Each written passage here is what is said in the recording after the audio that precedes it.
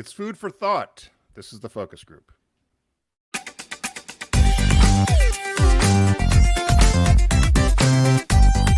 They're all business, except when they're not. It's the focus group with Tim Bennett and John Nash.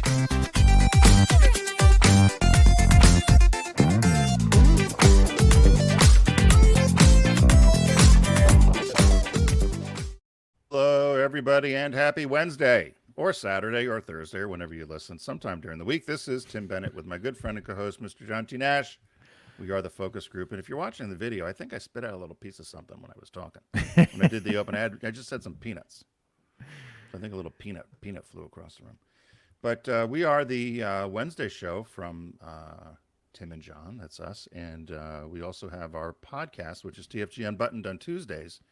But you could find out all about us and all of our media, which is housed at focusgroupradio.com. While you're there, you'll also see some of our sponsors on the right-hand side, including Deep Discount. And for the month, John will go into a little deeper probably later, but for the month of September, we have Criterion Month, where we give away lots of great movies and discs from the Criterion collection and Deep Discount. So be sure to pay attention to that, and John will go over the rules and how you do it and all that sort of stuff later. And after we do our Caught My Eye, we have our business birthday, and then we've got our shop talk. And this week, we're doing it a little differently. We've got 3 short stories that all revolve around food and business. Business food, I guess. The business of food. The business of food. So, Mr. Nash, how was your week? Week started. It was good. And right before we started recording, Tim and I were talking about news that came out of P-Town that the water treatment plant, I think, you think it was before Carnival this past week, was out of commission. Yeah. I can tell you right now, I can't imagine being up there without the ability to shower. Yeah. Well, right? shower, no flush of toilet, no. It made it sound like that. When I was reading the story, it made it sound as if there was a water ban almost. That the infrastructure had essentially degraded to the point where they didn't want anybody using water or very sparingly. And I thought, how the hell at any resort area? No. And particularly knowing Rehoboth here. It would cripple the town immediately if you could not have the hotels have access to water or anything, or tell people not to flush their toilets or whatever. I was shocked because the pictures for the past week we'd both seen on social media, there were thousands and thousands of people up there for Carnival. Mm-hmm. So it must have Carnival. They must have fixed it up or did something or brought in a lot of porta potties. What was the theme for Carnival? Was it gods and monsters or something, or Greek gods, or? Oh, I didn't know there was a theme. Yeah, you dress according to a theme. It could have been mermen or mermaids or something. Oh, that's why. They were all kind of gladiator-ish. Like tunics. Game of Thorns-y or something. Like kind of Greek Roman looking. Yeah. Okay. I don't know. Did you ever dress up for it? No, but we used to vacation at the Cape years and years ago when Carnival, that we would pick that week as our week to go out for Carnival week, and we used to watch the parade, and it was a lot of fun, actually. Yeah, I'd gone up with you at Carnival a couple times. What was the guy? Barney Frank was there. I remember we met Barney Frank. Yep. And you and I have been there on our own for other things for business, which it was funny. The last time you and I were there, which also happened to us in Maine and happened to us in San Francisco, when we were still on Sirius XM, you and I were having either one of our typical little banters back and forth, argument or debate. Aren't you two the guys on the radio? Remember everybody would come up to us? They heard us in the coffee shop in P-Town. Somebody recognized my laugh. It happened in San Francisco. It happened in Maine. It's happened in Florida. We were in the stairwell in Florida at some guest house making some sort of comment. Then we realized we had to be careful what we said. Yeah, very careful because there's listeners everywhere, right? Yeah, that was fun. But so anything else happening as your summer's wound down? Do you have any last minute plans, or because Costco's got Christmas out already? That, and I also saw something, somebody sent me a Twitter link, and it was a picture of an ice cube, and inside the ice cube was Mariah Carey. And underneath it said, "All I Want for Christmas," and it says, "The defrosting is starting." We haven't even gotten through pumpkin spice season, and now we have Christmas on the way.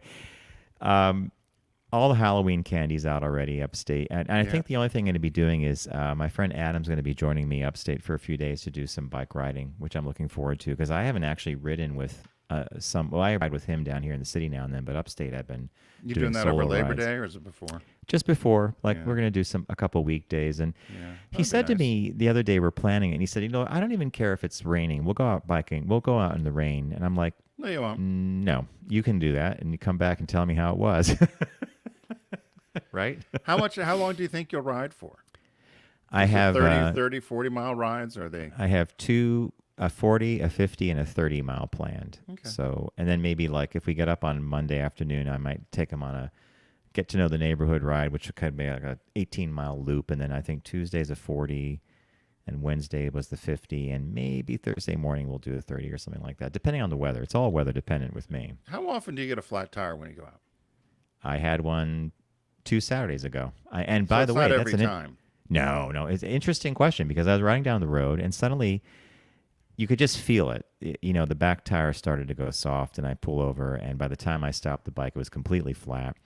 And when you take the tire off the rim, the first thing you do is you take the inner tube out, which is at that point, I had friends who would patch the tube. Like, I'm not going to find the hole. But then you run your finger along the inside of the tire until you feel something. And this time I felt a little, Tim, I got to tell you, I think it was a metal filing. It was just a super thin piece of metal that was perfectly vertically through I mean, it was that small. I had to actually really work it out to get it out, and then I fixed it. I was on the road in about 10 minutes. It takes about 10 minutes to change a flat for me, but I should have saved that little piece of metal because I've never seen something that small before puncture the tire. Wow. But think about the random odds of that thing having to flip up vertical as you run over, right? Yeah, and hit it perfectly and all the other things. I have my mountain bike, and I don't have tubes with me that I carry. And there were a couple of times when I lived in Chicago, I was 6 miles from home, which on a mountain bike, which would be the equivalent of being 100, with your with your road bike, because the mountain bike is so slow. But and I remember trying to find a cab. It started to rain. You remember trying to find a cab with a bike to put in the trunk. I had no money. I mean, it was so. Before I decided to venture out here, I thought I should get some sort of patching kit or something because... Or an extra tube. Yeah, if I get stuck on a trail here, I'm not so sure I'll be able to... I guess I'll have to call somebody and walk, which I can barely do. You don't know how to change your tire? No, I know how to do it. It's just I don't have the kit. I don't have the stuff with me that if it happened...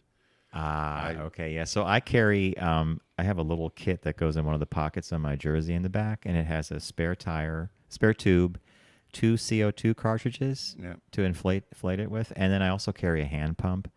You have a hand pump too? Tiny. It's really tiny. It fits in a pocket. It can only take the tire up to 100 psi, which is sufficient to ride on, by the way. But I have been in a situation where I have drained those cartridges, and you're like, uh-oh. And so the hand pump is kind of one of those like analog fallback things, right? Oh, I'm saved. That's smart. That's smart to do then. So, Mr. Nash, as our week has progressed, what had caught your eye this week? What caught your eye? Here's what Tim and John found.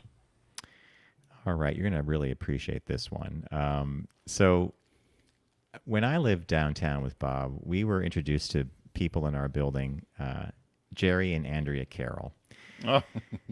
And it turned out that Jerry Carroll was, in fact, the actor who portrayed Crazy Eddie. And if you lived here on the Eastern Seaboard or the tri-state area, Crazy Eddie's ads were ubiquitous. Mm-hmm. They were insane. In fact, that's how he finished everything. So there's a new book out called Retail Gangster, The Insane Real Life of Crazy Eddie. Everybody thought, now on the cover, I'm showing the cover of the book. Gary Weiss is a business reporter who used to write for Business Week and actually has done a couple of great books. This is a compact book, they call it, which means I'm going to definitely buy it and read it.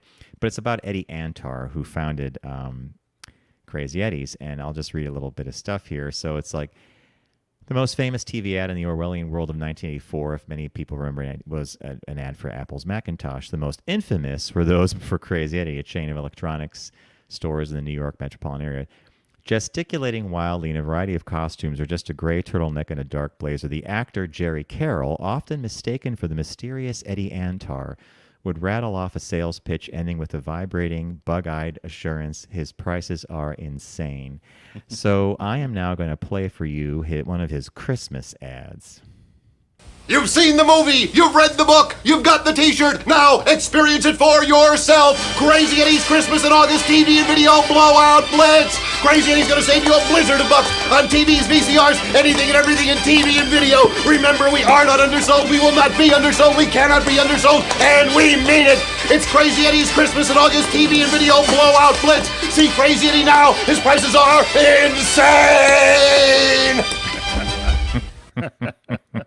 So Jerry Carroll made a entire career. Well, he started on the radio, but then he ended up doing this. So the review of this book called Crazy Eddie's Life Was Insane continues by saying people hated those commercials. A compact and appealing, and he's the writer, says Gary Weiss, who's the writer of Retail Gangster, a compact and appealing account of Crazy Eddie's artificially inflated rise and slow-mo collapse, but they worked. The company went public with the inauspicious stock symbol CRZY for crazy, and also worked their way into punchlines of popular culture. So Crazy Eddie was lampooned by Dan Aykroyd, who called him Crazy Ernie. Daryl Hannah learned how to speak English while watching a Crazy Eddie ad on TV in the movie Splash. Daryl Hannah didn't speak English? Well, she played a mermaid in the movie Splash. She comes out of the water and she learns how to speak English by watching a Crazy Eddie ad. And then, of course, Jerry Carroll, working with Eddie Antar, would create these spoofs of famous movies. He did a Saturday Night Fever ad where he knocks people off. He comes out in a white suit like, John Travolta, and knocks people off the lighted dance floor, which is out in Queens. He also did a Santa Claus, a knockoff of Casablanca, and of course these Christmas ads. The one you just heard, while he was screaming into the TV, into the microphone, people are throwing little white styrofoam balls at him, simulating snow. Snowballs. So you were friends with Jerry, who played the character Crazy Eddie, right? Correct. And so was he that? No. Yeah, he was a little manic. Isn't the right word. No, manic is exactly the right word. Was he that animated, or was he? Yes, he was, and especially after he had one of his trademark martinis. Now, do you think he was paid well? Like, did they appreciate him? Yes, they did. He was treated very well. He and his wife used to know a lot of different restaurant managers and GMs because they would travel around and eat in different parts of the city. Eddie Antar would usually move him from his apartment or like transport him by limo to do these crazy ads. And I think he was paid for a while in company stock and got some money too. Of course, when Eddie Antar's Crazy Eddie empire collapsed, and one reason why was he was kind of a shifty businessman. The book details stories where he would move stock from one store to another to avoid the IRS or to avoid auditors. Inventory. And sometimes people would buy, people would return stuff, and Eddie Antar would be like, just put it back in the box and sell it as brand new. Warranties would never be kind of filed correctly. But so I saw this book review come across in the New York Times. It's got Jerry Carroll on the cover of it. Jerry died a few years ago. I would say it was a kind of a quiet passing. And I remember, did I tell you the story about, is that good for the dog story? Let's put it this way. His wife said to our doorman, or my former doorman, we're going to have to prepare for the paparazzi arriving at the building because of Jerry's passing. And I said to our doorman, well, what happened? He goes, nothing. I said, did anybody come with? No, nobody. He goes, and that's kind of the book's ending too, is, with the rise of the internet and all this other stuff, the slow decline of the quick decline and then the slow decline of Crazy Eddie and the whole commercial thing. It's just a reminder of how much of our pop culture gets relinquished to the dustbin quite quickly, right? Suddenly, and so here's this guy, this really funny guy that Bob and I used to hang out with in our building, Jerry Carroll, who played the character Crazy Eddie, relinquished to the dust heap after a while, which is sad. Yeah, a little like Sunset Boulevard. The wife still thought he was the man about town and the media darling and. Because you're right, even in Connecticut growing up, we would see those commercials. Yep. So if you were anywhere in the tri-state area, New York, New Jersey, Connecticut, I mean, they were everywhere all the time. And Jerry, as I said, he liked his cocktails. And one time Bob went up there to help them figure out a website because they lived on the top floor of our building. Bob came down. He was smashed. He said, Bob was? Yeah, he said my martini glass was never empty. I had no idea what I was drinking. And at one point, he had to go to the bathroom, and Andrea says, "I hope you don't mind pigeons." And so he goes into the bathroom, and they had rescued a pigeon, and there was a pigeon walking around in the bathroom. Oh my God!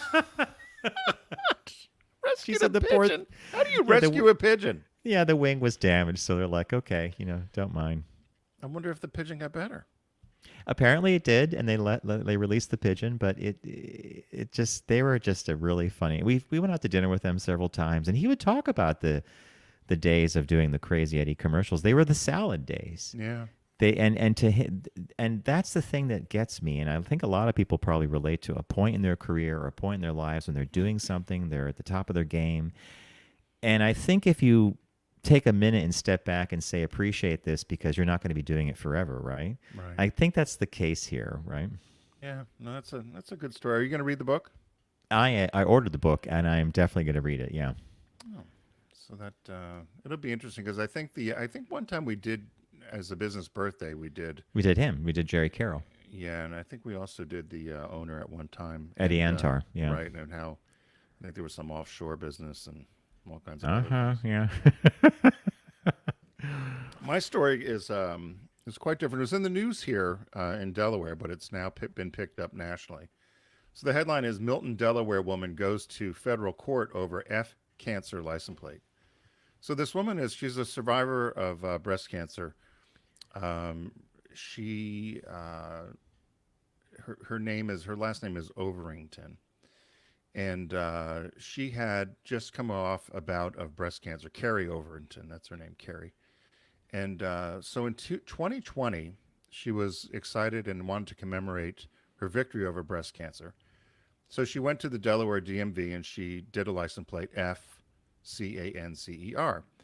And they had issued the plate until April 2021. She gets a notice that says that she needs to relinquish slate and send it back because it was considered offensive, and it was offensive in nature, and it was given to her in error, and they are in charge of license plates, and she's not to have anything, or no one in the state's allowed to have anything that contains any sort of obscenity, vulgarity, profanity, hate speech, fighting words, so forth, so on. So she said, no, it's my right to have this. And they said, well, the F, and they actually had implied F-U-C-K, which we all know that's what it is. She goes, I don't have that on the plate. I didn't spell Correct. F-U-C-K. Yeah. I just have F cancer. So the ACLU picked up on it, and so they've decided that this is a First Amendment issue, First Amendment rights, and that her rights have been violated. So they have now moved this up to federal court. So it's gone from the DMV to the state court. Now it's going to the federal court. And it was just on August 1st, the state tried to have the case thrown out, and the judge said no, so it's going forward. So we'll have to see what happens. In the meantime, the ACLU put something up on Twitter, and they challenge people in Delaware to find other plates, vanity plates that might be controversial. So a few of them, some of them I didn't get, but the ones that I'd written down that I'd looked that they had posted was one plate had something. Well, it was butt stuff, BUTTSTUF, Bush 9/11, 69. QAnon. Just the number 69? 69, yep, 69. Okay. QAnon, which is that crazy. IMFNL8, so I'm effing late. Okay. Mom AF, so as FUCK. Yeah. One of my favorite, Titays, TITAYS. This one, they said the woman must have thought she was nicest mom, but it didn't come out like that. It's incest mom. It's NCST mom. And they thought she was probably meant it to be nicest mom, but it comes across as incest mom. No FKSGVN. So we know what that is. Okay. I had to think about it for a second. Yeah, so ooh poop. I don't know what that one is. This one I thought was clever. HOR5 SH1T. So horse shit. Big. These have all gotten through. These are all on cards. Big cocks. P before you go. P before you go. P before you go. You farted. UFARTD. I farted. And then I love BDSM. Oh my God.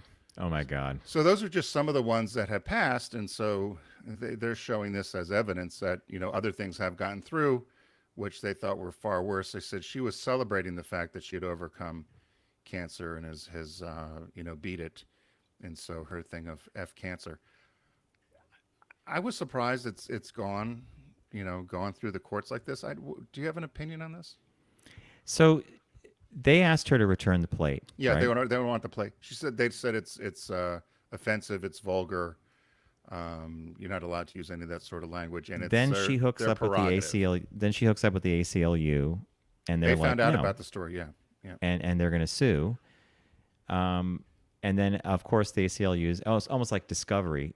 Send us all these other vanity plates that are equally as quote-unquote offensive as F cancer, which I find zero offense in that one. Right. So here we go again with the bureaucratic mindset, right? Like some person decided they didn't like this or they thought it was offensive, but they didn't bother to look at the history before, right? All the other I don't know. plates. Yeah, it's just a plate. Do you think she should keep it? I think so. Same here. If it said FUCK, I get that. But meanwhile, there's a bunch of yahoos riding around with, FUCK Biden flags, which is disgusting. Yeah, I've seen that. Yeah. So, and no one complains about that, right? And I don't care if it was FUCK Trump or FUCK anybody. There should not be flags flying around people's cars, big flags off trucks with the F word, in my opinion. No, I agree. Totally agree. But F cancer, I think it's an empowering thing. It's empowering for her. And I think the state should just drop it and move on. But well, they can't now, can they? Because I think that's the funny part of this is like there was a point where they could have, but they didn't, and they held that bone like a dog, and now it's going to the courts. Now it is what it is. Yep. Exactly right. Excellent. Caught our eyes, I think. As Tim mentioned at the start of the show, Deep Discount is a partner of ours here on Focus Group, and we would love you to check out their site by going to ours.focusgroupradio.com, click on their logo, and start a shopping trip. I want to announce that September is Criterion Month, and I just got a box filled with Blu-rays and some DVDs from Criterion. They are fantastic titles, and we're going to be giving them away in September by playing a game called Pick That Flick. And that's where I play an audio clue, usually about 10 or 15 seconds from a movie. If you know the name, you send it to us at letters@focusgroupradio.com, and we'll send you, if you win, we'll send you a Criterion disc. So I'll keep you alerted to that. And what I've learned from this game is since everybody time shifts our content, if you're hearing a show a week or two after you think it aired and you know the movie, still send a guess because things trickle in later than it used to. Like when we were live on the radio, it happened instantaneously. Yeah. But now it happens a little slower, and I'm dead set on giving every disc away. So we're going to take a super quick break, and when we come back, we have a business birthday and some shop talk for you, so stay with us.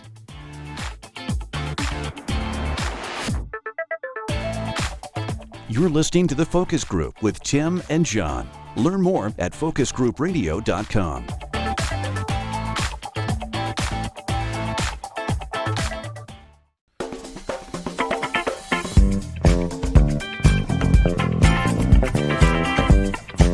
Now back to The Focus Group with Tim and John. Available pretty much everywhere.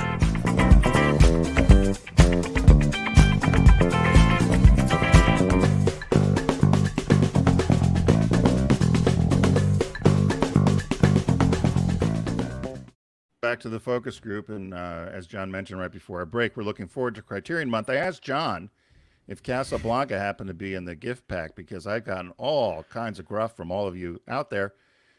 Even our friend at Deep Discount, Lawrence, said I'm not allowed to watch anything else ever until I watch Casablanca. Patrick had said something to me. Mark had said something. People have been sending me notes about how dare you even admit it. But I don't know. I may have seen it. I don't know. I don't think I did. I know. I'm sorry. I think you would know Bob if you've seen it. Yeah, Bob loved it. Bob was even more shocked by your other confessions of The Godfather and Gone with the Wind, and a couple other ones. We're like, well, how do you even avoid movies this big and important? But meanwhile, I saw Disney's Snowball Express or something, right? With but happened to miss Casablanca. there you go. Yeah. Anyway, so we have our business birthday, and then we've got some shop talk. So without further ado, Mr. Nash, our business birthday. Everyone does celebrity birthday greetings, but the Focus Group is the only show in the universe that celebrates business birthdays. So born on August 25th in 1796 was James Lick. Did you know James Lick?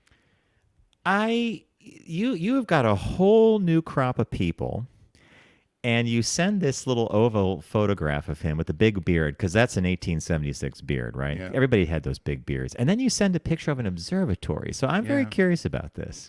Well, I am too. I mean, so I will say one thing, other than your birthday, which is coming up soon. This time of year, for some reason, Dead zone. it's a dead zone for birthdays, for business birthdays, and it always has been. And so it took me a few days to try to find this. And I came across the name a couple of times. I said, I just can't, I don't recognize the name. I don't know anything about it. But then it said the wealthiest man in California at the time of his death. And I thought, well, this must be something there.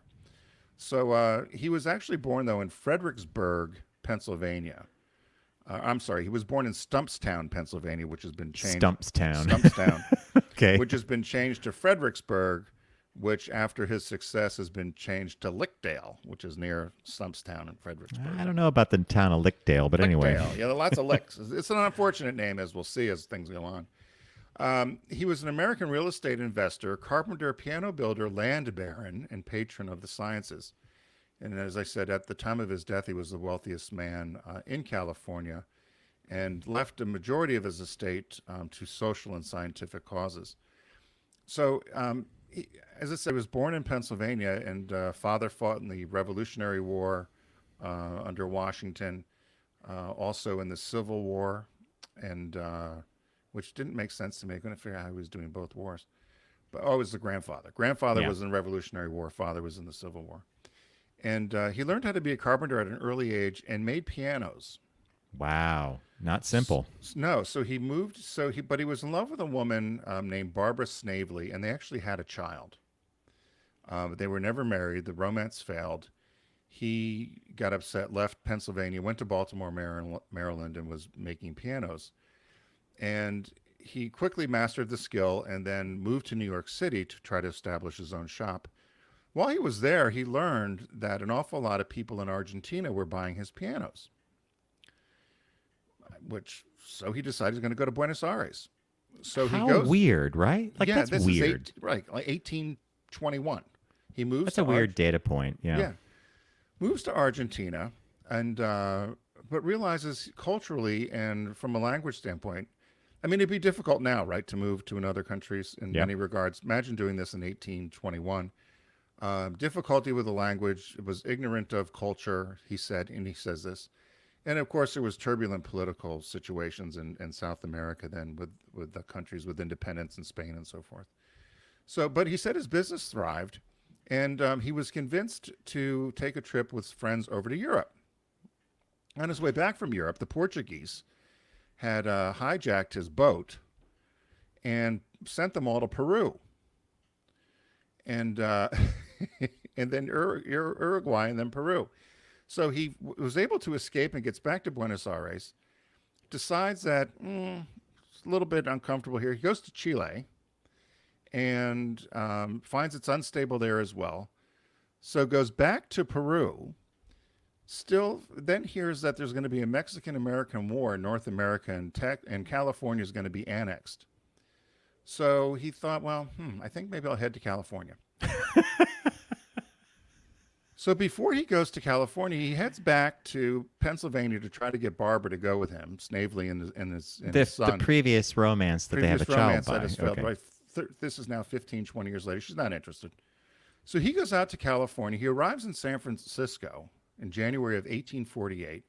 He brought up with him his tools, his workbench, $30,000 in gold, which they said then, and now dollars would be worth about $3 million, and 600 pounds of chocolate. So he decided he was going to sell chocolate. So the chocolate sold quickly. And so he contacted his friend in Peru again and said, you need to send me more chocolate. And you should come move here and open a chocolate shop. And that happened to be the confectioner Domingo Girardelli. And that's how Girardelli chocolates got You are to, not kidding, are you? No. Girardelli? Really? Girardelli. That's how it got to San Francisco. San Francisco. That's finally. Now, I should have... Wow. Okay. Well, that's not where he made his money, though. So he made his money. He decided that the gold rush had just started in Sacramento a couple, weeks before he got there. So he decided there was going to be a housing boom. So San Francisco was just kind of a little backwater. He bought up all this real estate. He kept buying real estate in San Francisco and San Jose, and ended up to take advantage of the gold rush and the housing boom. Also bought and planted orchards, built the largest flour mill in the state, and then constructed a hotel, which was the nicest hotel, they said, west of the Mississippi, called Lick House. See, that name haunts him, Unfortunate right? name. Yeah. It's a 400 room hotel. It was modeled after the Palace of Versailles. They said it was absolutely magnificent, but it was destroyed in the San Francisco earthquake and fire, yeah. And some of his other buildings have survived, but that did not. He suffered a massive stroke while he was out in Santa Clara, which he also owned some ranches and land out there. And so they brought him back to Lick House, to the hotel, for convalescence. To convalesce, but he wasn't going to get better. So at the time, he was convinced by a number of his friends. He had a considerable fortune. No one to leave it to, really. So he was convinced to give large sums of money to San Francisco and places in California to help make things better for the people out there. So in the next 3 years, he spent deciding how he was going to dispense his fortune. He wanted to build a giant statue of himself and his parents, and he had plans to erect a pyramid larger than the Great Pyramids in Egypt in downtown San Francisco. Can you imagine if he built a pyramid? Yeah. And they could have, Tim, imagine if they had done it, could be right by the Tenderloin. Yeah.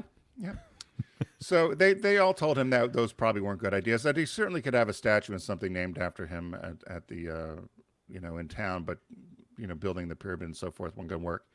So he did leave a portion of his estate to establish this mountaintop observatory, which was the largest and most powerful telescope ever built. So that's the Lick Observatory, which is still there. And the University of California, I believe, runs that. He had something called the Lick Baths in San Francisco. He left money. The building still stands. It was a free public bath. He felt a lot of the workers weren't able to have running water, so money was put into that. The building, as I said, is still there. He also endowed a California School of Mechanic Arts with $500,000 at the time. He left money for a bronze statue for the history of California and 3 periods of California. Also erected Golden Gate Park in San Francisco, a memorial to Francis Scott Key. And as I said, he had this big observatory. He also had something called the Lick Old Ladies Home. When you were prepping this, I'm dying this. Yeah, Lick Old Ladies. Head on down to the Lick Old Ladies Home. There was the Lick Mansion, the Lick Home, so the Lick Baths. So in 1884, the city, after he died, changed the name to the San Francisco University Mound Ladies Home. So it's no longer the Lick Ladies Home, Lick Old Ladies Home. The one thing he did, and there's lots of places named after him, roads, highways in San Francisco, schools. And the funniest thing to this day, so he's buried beneath the refractor telescope and at the Lick Observatory. He's buried there, and it stipulates that every day his grave is to have fresh flowers put on it. And to this day, that still happens. So this is associated. That observatory is now associated with one of the University of California. Yeah. So is that some kid's work study job? Well, it must be. The money he left. So again, we're talking about the mid 1880s, right? Late. Yeah. So the money he left would be the equivalent, they said, to that school, to the systems, of over $68 million. I'd hire a student intern to put flowers on then too, right? So if you think about it, if they had invested that money correctly, right? I mean, the endowment would be huge. They're still helping people out, and that's what he wanted to do with his money. And he did leave $150,000 to his son, but never really had a relationship with him. And that was $150,000, $1876. Yeah, 1873. Yeah. So can we assume that was really more Pretty like good. leaving someone a couple million? Yeah, pretty good. Wow. Okay. You know? But he had no relationship with the child, right? Yeah, actually, yeah, he had no. He said he never married. He acknowledged his son from his affair with Barbara Snavely, who never wanted to go beyond just, I guess him having a baby with her. It said he originally left him $150,000, which was increased to $530,000 after he died. It's a lot of money. It's a lot of money. Yeah. So, yeah, happy birthday to. That is a good one. Is James this Lick. all from the new? Yeah, this is a new crop, isn't it? This is a new crop. I'm getting these from Canada, which a couple. Is this there from used the to be a day site in- from India I would use. Okay. That site has closed down. So you go to one of these old sites you used to check out all the time, and Yeah. it just says nothing. It says like not loading. It says, the page. or it either says try again, or it just says this this no longer exists, or whatever. I forget Okay. what the actual language is. Which I panicked because I thought, how am I going to do this? And there's another site called Famous People, and that one is very kludgy and difficult to work with. Mhm. I've seen that one. But this Canadian site's good, and I love the fact that his friend in Peru was the chocolate guy, Ghirardelli. Yeah, so Ghirardelli. I I mean, thought that was, How perfect is that, right? hey, come up to California, make some money. Yeah. Bring some chocolate. Talk about timing. I can't imagine, again, in the early 1800s, of just saying, you're in New York City making pianos, doing quite well, and noticing that a lot of people are buying them in In Buenos Aires. Argentina. That could not have been an easy trip. I was thinking, how do you get, there was no planes, right? How did you get from New York to Buenos Aires? I guess you took a boat He probably to took like somewhere a in schooner Brazil. a or packet ship down the eastern seaboard, right? had to get to Brazil or Uruguay and then On land. train in, or And this is before we had the Panama Canal, right? oh yeah. I mean, this Yeah, was so- before. I mean, he had to have taken a boat, and then I don't know, quite a haul to get into Buenos Aires, which is from the coast either side. So yeah, but and pianos. Good were business shipped down birthday. Very good business birthday. there. Yes, thank you. So as many of you know, we do shop talk here, and so today's shop talk we got three little hits of stories. The first one I'm quite interested in. They're all related to food. The first one headline is McDonald's is bringing a British hit to the U.S. So in the UK, and in Ireland, McDonald's, the franchisees over there, had done a Big Mac, but instead of the 2 all beef patties, they did chicken.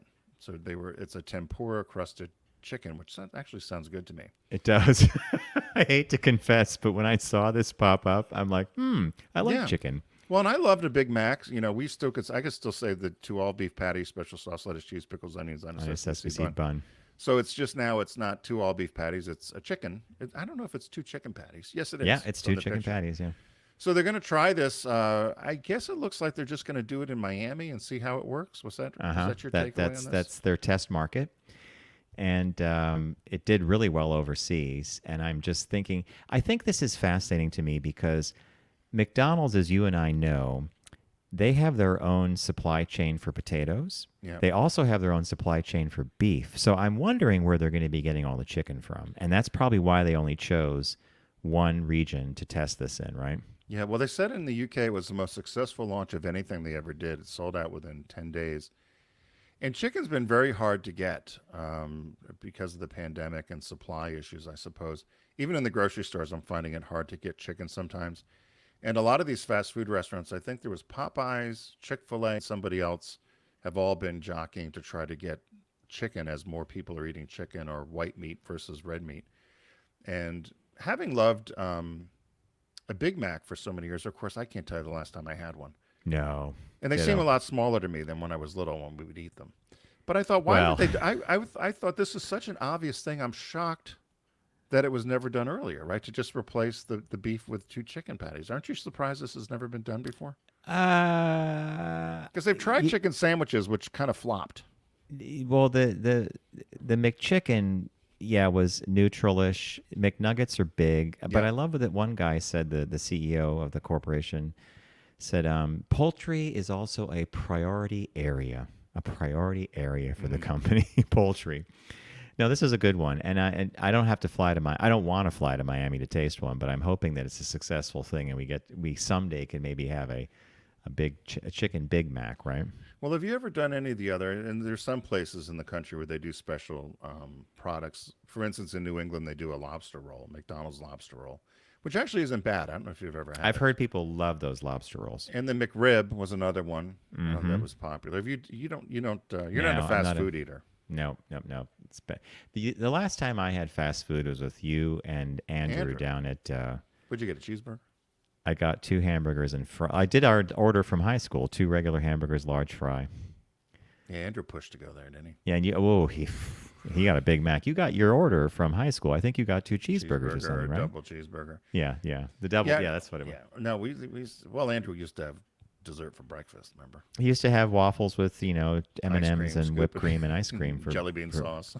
Hey, if you're gonna have that stuff, have it at breakfast, right? Burn it off all day bless long. So, our second story is kind of gross, I think. Miller High Life makes an ice cream bar that tastes like dive bars. So where did you find this? Was CNN, right? I'm surprised you found this. Yeah, so there's Miller High Life, or Miller, beer, is teamed up with a company called Tipsy Scoop on their 100th anniversary of the ice cream bar. And they've decided to put 2 great things together, beer and ice cream, or dive bars and ice cream, and came up with this flavor. It's got peanut shells to mimic, or peanut swirl to mimic the peanut shells you'd find on a dive bar floor. And the most disgusting part about it to me was it has a hint of tobacco smoke flavor. I mean, that's just gross. We all know how nasty a dive bar is, right? Yeah, as well as a caramel swirl, sprinkle of carbonated candy, and dark chocolate dip. But yes. Doesn't it sound horrible? Yes and no. What do you want to bet it could be like a delicious thing? Well, you can get it in New York City at Barler's. Is that how you say it? Barler's locations, it says? Yes. So you can order nationally at Goldbelly or Tipsy Scoop online. Or they said you can actually go get one in person at one of these locations in New York City. And I was curious. I thought if there was one near you, it'd be worth a try. But I love caramel. I love peanut. I'm not so sure about the smoky tobacco smell. Flavor or the smell. Yeah. Tim, the one of the places you can get them, the Goldbelly. I think for your birthday, your lemon bars came from Goldbelly. Yeah. I don't know that Goldbelly made them. I think they sourced them from a bakery but I'm wondering if you ordered these from Goldbelly, like would they come in dry ice or something? It's ice cream. Well, they'd have to. Yeah, they'd have to come in dry ice. Yeah, Goldbelly is one of these curators of all these great foods you can get gourmet stuff. And the lemon bars were good, right? Yeah, and I got one of those cakes from Goldbelly that you and I had from those people in Colorado. Though mine came dry as a turd. My cake was not good. One we had I ordered one of those 15-layer cakes or whatever it was. Like the classic old Betty Crocker, yellow cake with chocolate frosting or something. No, I laughed at this, and the reason I laughed a lot was not just because of the ingredients, but how did they even think about this? Like the idea of pairing ice cream and beer is not something that would cross my radar, even after like creatively thinking about it for a while. I mean, it just wouldn't cross my radar. Yeah, I mean, there's been ice cream flavors with alcohol, so whiskey or bourbon or those sort of things they put in. But or Kahlua, they've done ice cream flavors. But no, this one to me with beer, and a caramel swirl, sprinkle, carbonated and I was candy, never a Miller High. Those like Pop Rocks. Did you ever drink Miller High Life? No, who did? I mean, the worst that I think I've ever would is a Pabst Blue Ribbon, maybe, right? You know what the thing turned me off about Miller High Life, and I wonder if they've ever done focus groups about this: the clear bottle. Really? Because beer always came in a brown bottle or green bottle or something, right? Beer doesn't come in a clear bottle. Maybe Corona does. I guess Corona does. But to me, the turnoff to me was the clear bottle. It looked like that. That is so interesting. You know, you're right about that. Miller High Life has always been a clear bottle. Yeah. So I never. Wow. Okay. Very interesting there. I didn't think you have a very okay. All right. That's that. Yeah. So in our final story, John had found this one, which I love this one. I love, but of course it's a license for me to eat, which I don't need. It says ice cream lovers rejoice. So another ice cream story. It says a new study from Tufts University suggests that ice cream is a healthier choice than a multigrain bagel or other foods like saltine crackers. What did you think of this one?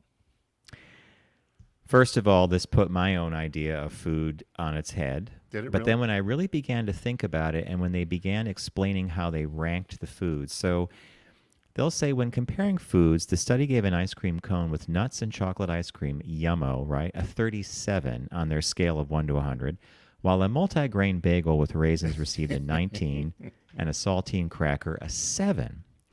While chocolate-covered almonds and sweet potato chips might not be surprising healthy choices, other options that ranked high are plain Fritos, given a 55, whole grain frozen French toast, which scored at 35, and non-fat cappuccino, 69 on their 1 to 100. And the guy says, one of the researchers said, once you get beyond eat your veggies, avoid soda, the public is pretty confused about how to identify healthier choices in the grocery store, cafeteria, and restaurant.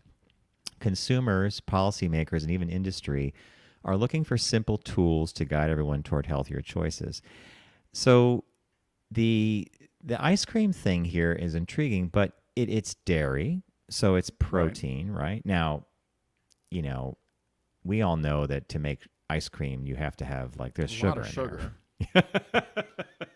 Right. So, but apparently, that's going to affect you differently than a multigrain bagel, which, if anybody's had a multigrain bagel, they're kind of heavy that's like a whole meal by itself, right? Right. Well, that's why when I saw this, the Fritos, for instance, which can't be any saltier, but they said the Fritos, plain Fritos, were given a 55, and French toast, whole grain French toast, was given a score of 35. Now, I'm sure if you said to your mom, I'd like Fritos for breakfast, it's healthier than me having a piece of French toast. Yeah, I was surprised by this too, because some of the things that were healthier were contrary. But that's been the issue with labeling, right? A lot of people with these fat-free things, they may be fat-free, but they're also then loaded with sugar or other things that can convert to fat. But people think if it's fat-free or they're eating light or whatever it is, that it's healthy, and it's not always the case.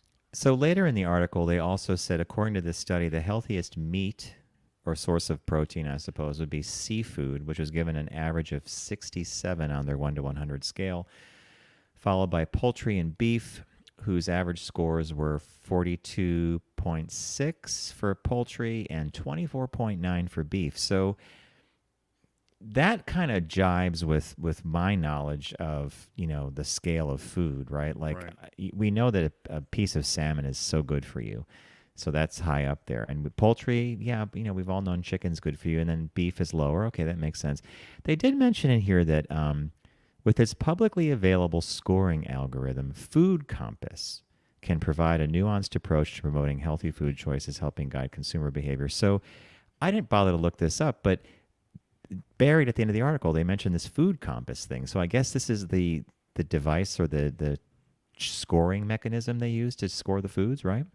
Yeah, I think what's taken out of here, though, is that portions as well, right? So yes. Whereas actually, Tim, I just clicked through to the Food Compass. Did you?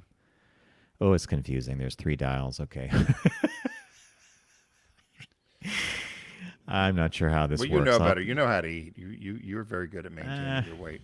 I know how to eat and I know how to cheat, meaning I know how to eat. But you're good. You're good. Well, yeah. You've always been good about maintaining. And pretty constant weight, yeah. Yeah, not going up, not fluctuating as much as your friend down south here. Trapped in Rehoboth. Yeah. And by the way, going all the way back to the beginning of the show, we were talking about P-Town's municipal water problems. You have municipal water, right? Yes. Yeah. And is it part of a broader thing than Rehoboth? We own our own system. You do, okay. Which the county wants. The county has some of the other surrounding towns lease some of the capacity, and then the county actually wanted to tap into our system as well. And we also have an outfall which goes out into the ocean a couple miles, which that's for your treated water, the waste. Okay, right? The treated water. Okay. And the county wanted to take like 50% of that capacity and pay us millions of dollars for it. And wow, the commissioners here, while we thought the money would be great and help the residents, the feeling was from all the environmentalists here was that if we did that, we would be giving up control as to what got dumped in the ocean. And our beaches are constantly Pristine. Well, and they're ranked number 1 in the country for cleanliness and clean. I mean, you could drink the water that comes out of the wastewater system into the ocean. So they check the water all the time out of the outfall at the end of the pipe a couple miles out. So the thought was if we gave up control, You'd give up. We'd that. also give up control Yeah. of what goes into the ocean, and the ocean's the lifeblood of the resort town. So we did not take the offer from the county, much to their chagrin. They're not happy. There's so much building going on in Delaware that they're trying to look for short-term fixes, but they're going to have to build their own water treatment and water plants in the county now. I think you guys did the smart thing. I'm sure you're very pleased with your I decision. think so too. A lot of people still, it was mixed. Most residents though were happy that we kept control, but there were some people that said, "Why'd you pass up that money?" People look at the money and they see one thing. You're looking at something different. You're looking at a ranking of some of the cleanest beaches in the country. You could drink you have control. I think you did the right thing. Anyway, sorry for that little No, that's sidecar. We want to thank you for joining us today on the Focus Group. Check out focusgroupradio.com. That's our website. You can learn about TFG Unbuttoned. That's our Tuesday podcast. And I want to remind listeners that September is Criterion Month. We'll be giving away lots of movies during that time. It's one of my favorite times. We have audio clues that will have you guessing at. You can send them in. You'll win a disc, and there we go. I want to remind everyone to please not text and drive, arrive alive. It's the roads. I watched a trucker the other day manipulate a cell phone at the wheel as he drifted off to the rumble strip. You know that thing they put on the side? Brrr. We drove by and I'm like, roads are dangerous. So everybody, we want you to have a great week. Thanks for joining us again, and we'll see you in the new one.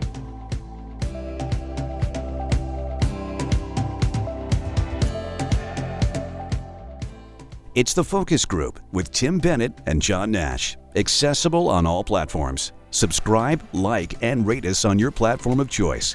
Learn more at focusgroupradio.com. That was a stunning focus group.